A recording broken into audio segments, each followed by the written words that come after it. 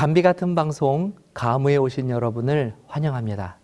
저는 알기 쉬운 성경 교리의 목사 차주영입니다. 자, 이제 아버지 하나님에 대한 마지막 강의입니다.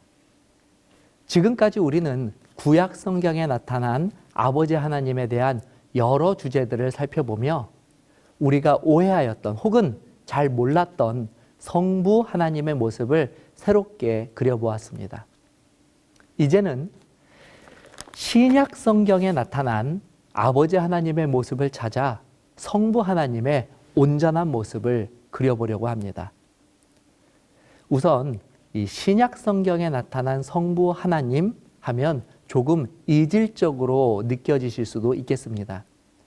일반적으로 신약 성경 하면 성자 하나님과 성령 하나님의 주 활동 무대라고 생각하시고 있기 때문입니다. 하지만 성부, 성자, 성령 하나님께서는 한 뜻과 마음으로 인류의 구원을 위해서 동역하신다는 점을 감안한다면 신약 성경에서 아버지 하나님께서 등장하시는 것은 오히려 당연한 일이라고 할 수 있습니다. 자, 그럼 한번 차근차근 살펴보도록 하겠습니다. 첫 번째로 성부 하나님은 신약 성경에서 모든 자들의 아버지로 등장하십니다. 정통적으로 이스라엘 사람들은 선민의식이라는 것을 가지고 있습니다. 선민의식이란 이스라엘 백성들만이 하나님께서 택하신 백성이고 심지어 그들만이 구원을 받을 수 있는 유일한 존재들이라고 믿는 아주 편협하고 또 이기적이기까지도 한 그런 사상입니다. 물론 예수님께서는 유대인들이 가지고 있는 이 잘못된 선민의식을 바로잡아 주시기 위하여 그들과 많은 논쟁 그리고 또 많은 노력을 기울이셨고 다행히 그 결과로 제자들에 의해 이 복음이 전파될 때에는 예수님의 명령대로 유대와 사마리아와 땅끝까지 모든 민족에게 차별 없이 편견 없이 복음이 전파되게 되었던 것입니다. 그와 맥락을 같이 하여 신약 성경에서는 구약 성경에서와 마찬가지로 아버지 하나님을 모든 존재를 만드신 창조주이자 만물의 아버지라고 소개하고 있습니다.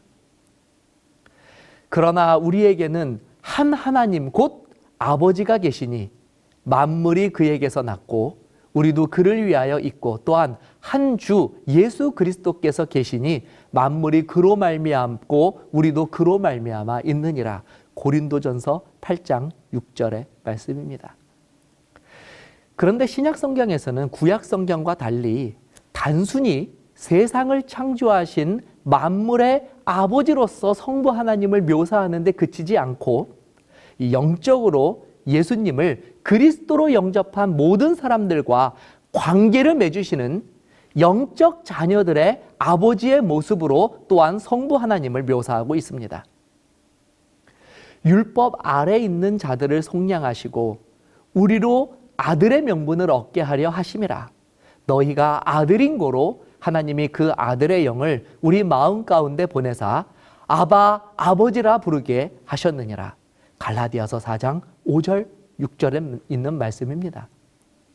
오히려 신약 성경이 우리가 무섭고 두렵게만 여겼던 아버지 하나님을 더욱 친근하고 자비로운 분으로 묘사하고 있다는 사실이 놀랍지 않으십니까?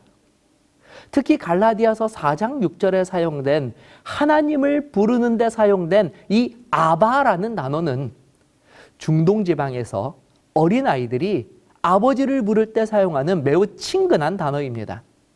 우리가 가지고 있는 개역 개정판에서는 그래서 이 단어를 아예 아빠라고 번역하여 놓고 있는 것입니다. 이 구절을 통해 우리는 우리가 예수님을 나의 구원자로 영접할 때 아버지 하나님께서 우리를 더욱 깊은 영적 부모와 자식의 관계 속으로 우리를 받아들여 주신다는 기쁘고 놀라운 진리를 발견할 수 있게 되는 것입니다. 두 번째로 신약에 묘사된 아버지 하나님은 주시는 분이십니다. 요한복음 3장 16절 우리가 다시 한번 읽어보도록 하겠습니다. 하나님이 세상을 이처럼 사랑하사 독생자를 주셨으니 이는 그를 믿는 자마다 멸망하지 않고 영생을 얻게 하려 하심이라. 우리는 성부 하나님보다 성자 하나님이신 예수님의 희생이 상대적으로 더 크다고 생각합니다. 그러나 예수님의 사랑보다 결코 작지 않은 사랑을 보여주신 분이 아버지 하나님입니다. 우리 성경절 하나를 더 읽어보겠습니다. 자기 아들을 아끼지 아니하시고 우리 모든 사람을 위하여 내어주신 이가 어찌 그 아들과 함께 모든 것을 우리에게 은사로 주지 아니하시겠느냐. 로마서 8장 32절 말씀입니다. 저에게도 자녀가 둘이 있습니다. 어느 날 곰곰이 이 성경절을 묵상해 보았습니다. 자신의 생명을 내어주신 예수님의 사랑도 물론 감당하기 어려울 만큼 큰 사랑입니다. 그러나 자신의 목숨보다 귀한 자녀의 희생을 허락한다는 것은 사실 부모에게 있어 도저히 감당할 수 없는, 사실 이것은 불가능한 선택입니다.